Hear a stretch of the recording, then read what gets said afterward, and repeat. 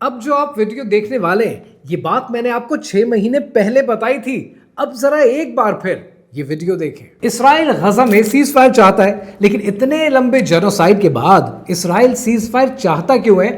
آئیے سمجھتے ہیں. 7 اکتوبر 2023 کو جینوسائیڈ شروع کیا اسرائیل نے غزہ میں، لیکن اسرائیل کا غزہ کے اندر اترنے کا مقصد کیا تھا؟ 4 آبجیکٹیو تھے. پہلا یہ کہ حماس کو ملیٹریلی تباہ و برباد کیا جائے. نمبر 2 اپنے یرغمالیوں کو بازیاب کرایا جائے. نمبر 3 دنیا کو اپنا ملٹری مسل دکھایا جائے. اور نمبر 4 غزہ کے علاقے میں لانگ ٹرم اسرائیل کا اپنا کنٹرول حاصل کیا جائے. لیکن کیا یہ ان کے چاروں آبجیکٹیوز اچیو ہوئے؟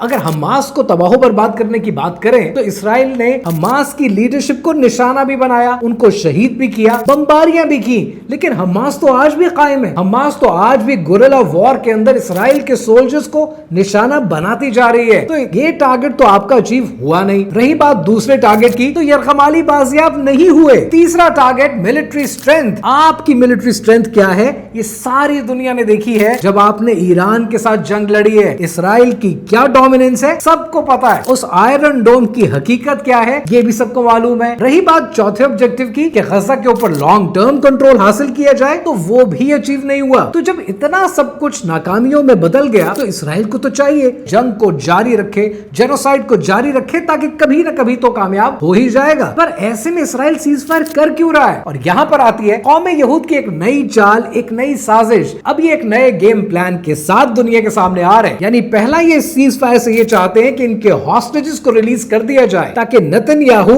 ارلی الیکشن کی کال دے سکے اس بازیابی کو اپنی کامیابی دکھا کر. نمبر 2 جو بڑا آبجیکٹیو ہے وہ آبجیکٹیو یہ ہے کہ جو کنٹرول ہم حاصل نہیں کر سکے وہ بانٹ دیا جائے. عرب ممالک کی فوجوں کو میدان میں اتار دیا جائے، جس میں مصر ہے، سعودی عربیہ ہے، قطر ہے، اور اس کے اوپر امریکہ کی سپرویژن کے اندر سرویلنس پھر بھی اسرائیل کے ہاتھ میں رہے. یعنی دنیا کو دکھانے کے لیے غزہ کو عرب لیڈ کر دیا جائے، لیکن پھر بھی کنٹرول اپنے ہاتھ میں رکھا جائے. نمبر 3 جو پوری دنیا کی نگاہیں اس وقت اسرائیل کی حکومت کو دہشت گرد کہتی ہیں، یہ سٹگما ہٹایا جائے اور ہیومینیٹیرین ایڈ کھولی جائے تاکہ دنیا کو دکھا سکیں کہ ہم پروگریسو ہیں، ہم آگے بڑھنا چاہتے ہیں. And the worst of all جو سب سے بڑا ٹارگٹ ہے وہ نارملائزیشن آف ٹائز کی جائیں تاکہ ابراہم ایکارڈز کو پش کیا جائے کہ جب ہم نے اپنے علاقے میں، ہم نے غزہ میں مسلمانوں کی فوجوں کو اتارا تو اب یہ مسلمانوں کا فرض بنتا ہے کہ وہ اسرائیل کے ساتھ اپنے ٹریڈ ٹائز کو نارملائز کریں اور اسرائیل کو تسلیم کریں. انہیں کیا لگتا ہے کہ ہم ان کی سازشوں سے، ان کی چالاکیوں سے ڈر جائیں گے؟ ہرگز نہیں. because we know they are not the chosen one. they bleed, they fail, they panic. آپ ہی کامیاب ہوں گے اگر آپ ایمان والے ہیں.